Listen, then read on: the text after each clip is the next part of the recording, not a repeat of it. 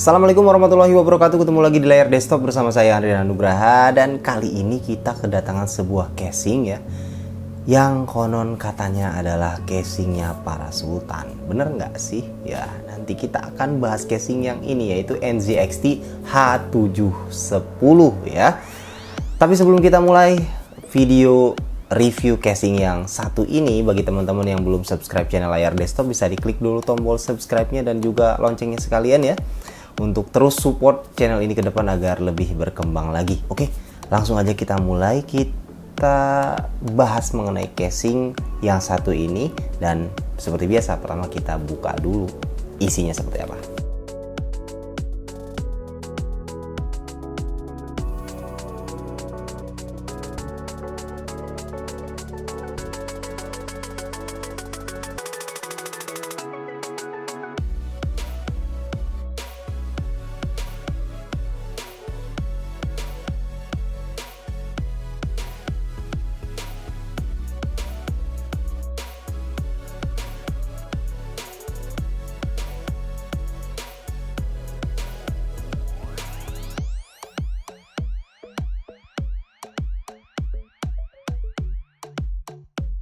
Oke teman-teman, inilah casingnya ya. Jadi kita udah buka dari boxnya. Cukup berat teman-teman, jadi gede banget dan berat banget. Jadi secara dimensi ini termasuk mid tower ya. Jadi walaupun kelihatannya gede banget, tapi ternyata ini masih ukuran mid tower, jadi belum full tower ya. Dan dia bisa menampung motherboard sampai ukuran KI ATX, artinya yang lebih besar dari ATX ya. Jadi kalau ATX udah jelas masuk ya, di atas itu pun masih bisa masuk gitu kan. Walaupun ini mid tower tapi bisa sampai ke ATX ya. Secara dimensi ukurannya adalah tinggi 516 ya, ini 516 mili, kemudian panjangnya ke sini itu adalah 494 mili dan lebar adalah 230 mili. Jadi ini cukup gede ya. Jadi ukuran yang termasuk super lah ya. Kalau untuk mid tower ini gede sebenarnya hitungannya ya. Dan langsung aja kita buka semua nih teman-teman ya, bagian-bagian di dalam casingnya seperti apa. Nah saya mau tunjukin sesuatu yang beberapa hal yang cukup spesial dari casing ini. Untuk cara bukanya, termasuk salah satu cara buka dari tempered glassnya dan juga cover bagian belakangnya ya. Oke, kita lihat kalau untuk tempered glass ini juga termasuk cukup menarik ya. Jadi di sini ada screw ya. Kita buka ya, tinggal ditarik seperti ini ya. Cuman harus hati-hati bagian bawahnya ini, jadi jangan kalian jangan sampai terlalu ini, jadi bisa jatuh ya ini. Jadi cara buka tempered glassnya mudah banget, cuman ada satu screw di sini ya, satu baut di sini yang mengunci, yang lainnya itu nempel. Dan kita lihat di sini, ini ada seperti ini ya teman-teman ya. Jadi ini yang nempel ke bawahnya, dua bagian yang mengunci, dan ini dikunci sama ini. Jadi sangat-sangat praktis ya. Dan yang lebih istimewa sebenarnya adalah bagian cover belakangnya. Bagian cover belakangnya ini cara bukanya lebih istimewa ya. Kelihatan ya, kita tinggal tekan tombol aja dan seperti ini. Jadi ini memang fitur cara buka bagian belakang yang luar biasa. Kalau menurut saya ini sangat-sangat mempermudah sekali ya. Nah kalau untuk bagian depan, kita coba buka bagian depan ya. Ini termasuk cukup sulit. Nah untuk bagian depannya, jadi kita harus tarik ya.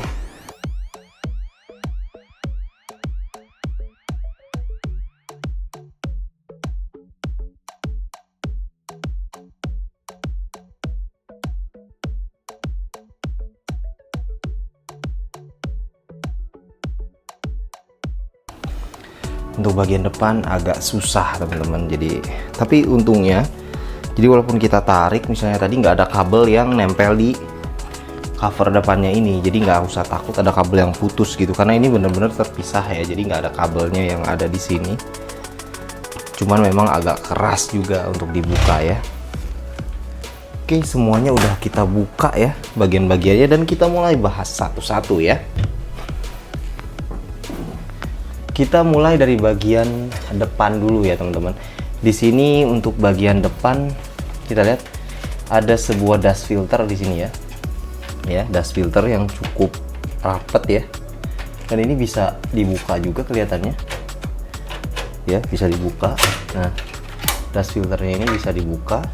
Dan di belakangnya dust filter ada 3 fan berukuran masing-masing 120 mili ya.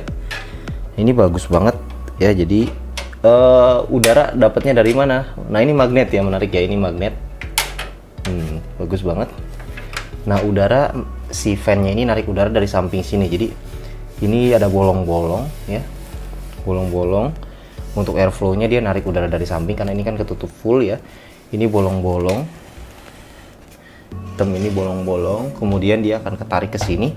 Nah, rata-rata banyak casing yang bagian depannya nggak pakai dust filter sehingga akhirnya bisa debu masuk ke dalam ya.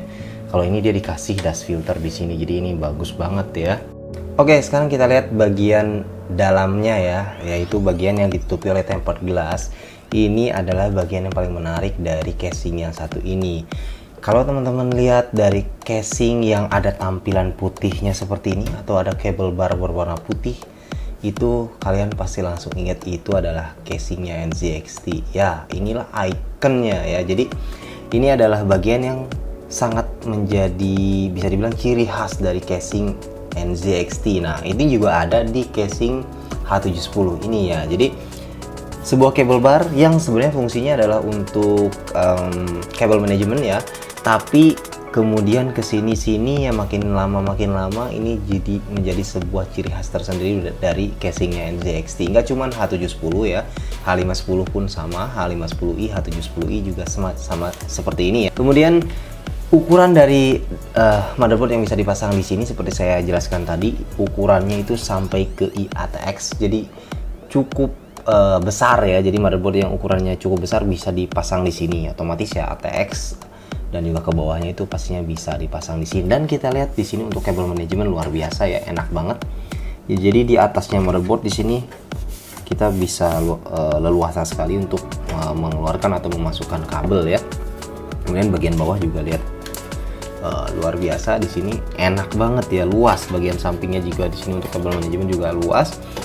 Kemudian secara ukuran untuk GPU ya ataupun VGA card yang bisa dipasang di casing ini juga sangat luar biasa.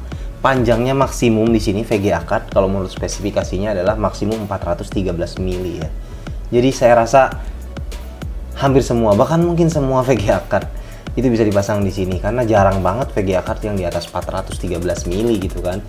Kemudian untuk CPU cooler, kalau misalnya kalian pakai air cooler ya, sebuah air cooler yang berukuran besar atau tower itu bisa sampai maksimum tingginya 185 mili maksimum untuk CPU cooler yang bisa dipasang di sini. 185 mili itu juga gede banget teman-teman. Jadi kalau teman-teman tahu sebuah tower air cooler yang gede semacam Noctua NHD15 itu tingginya hanya 165 mili. Jadi ini leluasa banget. Dekat dalamnya ini tinggi, jadi dalam sekali, jadi CPU cooler berukuran besar pun masih bisa masuk di sini gitu ya. Kemudian kalau CPU cooler dia leluasa banget, juga VGA card ukurannya juga leluasa yang bisa dipasang di sini. Bagaimana dengan radiator? Nah, untuk kalau kalian pakai water cooler atau IO water cooler ya, itu juga di sini leluasa banget karena sampai AIO berukuran yang memiliki radiator 360 mili itu masih bisa dipasang di depan ataupun di atas ya. Jadi ini sangat-sangat fleksibel juga. Oke, untuk bagian belakangnya di sini sudah ada sebuah fan berukuran 14 cm atau 140 mili ya. Sudah ada fan bawaannya di sini, jadi kalian nggak usah beli fan lagi kecuali kalian mau fan RGB karena ini fannya belum RGB ya. Jadi di depan tadi ada 3 fan 3x12 ya, di belakangnya ada 1x14. Untuk bagian expansion slotnya di sini ada 7 slot ya untuk pemasangan VGA secara horizontal. Tapi sayangnya di sini kalau kalian mau pasang VGA secara vertikal di sini belum support ya teman-teman. Jadi kalian nggak bisa pakai atau pasang VGA secara vertikal di casing ini. Ini sangat sangat disayangkan untuk casing seharga gini belum bisa pasang VGA secara vertikal ya. Tapi ya oke lah. Oke, bagian belakangnya ini kita lihat luar biasa teman-teman. Jadi pertama ya, ini seperti biasa bagian VSU-nya di sini, dan sudah ada dust filter di bawahnya yang bisa dilepas juga, tapi saya nggak bisa tunjukin nih karena agak berat kalau mau dibalikinnya ya. Ini ada dust filter di sini untuk PSU-nya, jadi bagus untuk airflow dari PSU-nya. Kemudian ya di sini ada tempat penyimpanan hard disk ya. Di sini ada 2 tray untuk SSD, dan berikutnya kita lihat di sini ada semacam untuk kabel manajemen ya. Jadi ada jalur-jalur untuk kabel yang rapi banget, luar biasa, dan ada pengikatnya juga seperti ini. Ini akan membuat kabel manajemennya menjadi sangat-sangat rapi ya. Ya keterlaluan lah kalau misalnya nggak rapi pakai casing yang sudah mempersiapkan kabel manajemen dengan sangat-sangat serius seperti casing yang satu ini ya. Kita lihat di sini juga luar biasa ya. Dan ini tadi saya buka, di sini ada box. Ini isinya adalah sebuah ada beberapa kabel-kabel di dalamnya ya untuk konverter, dan ada juga buku panduan, dan ada baut-baut, ada kabel ties juga di sini ya. Jadi lengkap lah.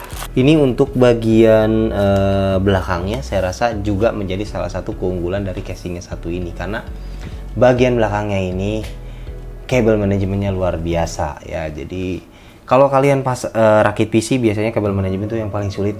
Kalau menurut saya ini akan membuat hidup kalian menjadi lebih mudah ketika kalian ngatur yang namanya kabel manajemen kalau pakai casing ini. Oke teman-teman, kita lihat sekarang untuk front panelnya. Nah ini front panelnya memang simple banget ya. Jadi hanya ada tombol power di sini, kemudian ada USB 3.1 Gen 1 Type A. Jadi ada 2 di sini, dan satu USB 3.1 Gen 1 Type C. Jadi udah ada USB Type C-nya nih. Jadi kalau mau motherboard kalian ada header Type C-nya di situ, kalian bisa pasang di sini ya. Lumayan. Jadi bagus banget ini, di front panel ada Type C, dan seperti biasa ada audio jack di sini ya.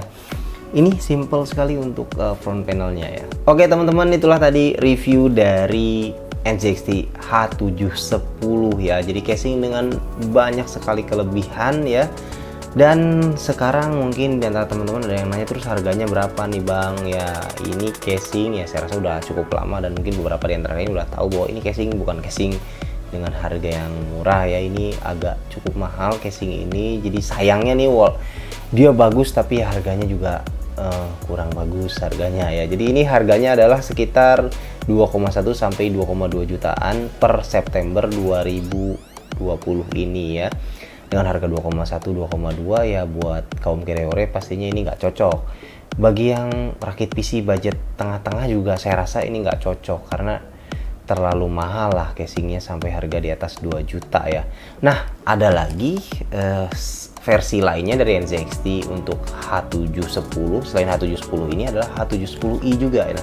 H710i itu menawarkan kelebihan, diantaranya dia sudah ada addressable LED stripnya di sini. Jadi ada LED stripnya yang bisa diatur juga ya, itu jadi keren, di situ lebih keren lagi ya. Dan juga sudah ada RGB controllernya, dan yang berikutnya dia sudah support untuk pasang VGA secara vertikal. Kalau yang ini belum ya gitu kan.